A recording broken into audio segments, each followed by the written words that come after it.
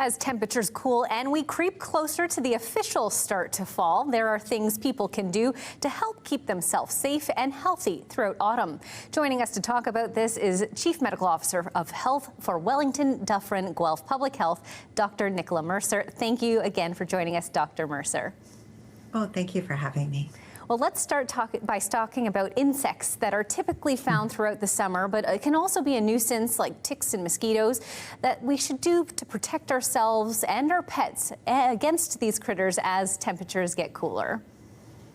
Yeah, so as temperatures are cooler in September right now, and I'm sure you've all noticed it, there are more people outside, and that is fabulous. More people walking, more people biking, more people out with their dogs or pets.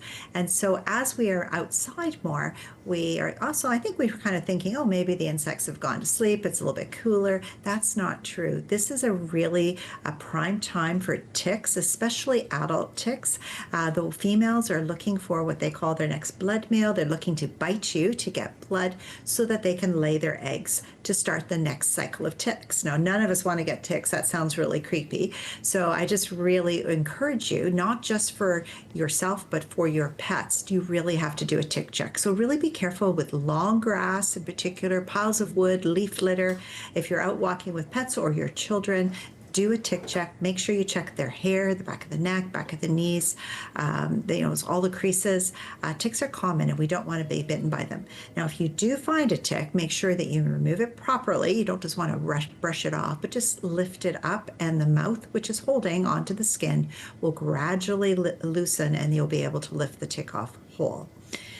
The next thing you might want to wonder about is mosquitoes. So mosquitoes can carry diseases. You've probably heard on the news that we've had some different diseases than we're used to hearing. Triple E or EEE has been out there, as well as West Nile. We've had humans being test positive for West Nile. So it's important, even during this cooler weather, to just wear insect repellent. It protects you from ticks, and it also helps protect you from mosquito bites.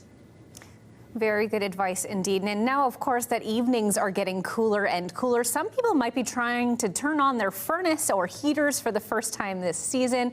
What are some things to consider for safety around your home? Yeah, this is a really important topic because every year, sadly, and tragically, we often have people who don't do this early enough or who have an incident with their furnace and they end up with carbon monoxide poisoning, which is a very silent killer. So what I would encourage people to do is to check your furnace, do a test run. I know it might be a warm day, but just check your furnace prior to needing it in the cold weather. This is a really good time to do that. Do a dry run, make sure you turn it on, check that it's working. Make sure you have working carbon monoxide detectors in your house. This is really, really important. It can really save your life if your furnace malfunctions. And also, if you check your furnace right now and it is not working, you have enough time to get it fixed before the really cold weather arrives.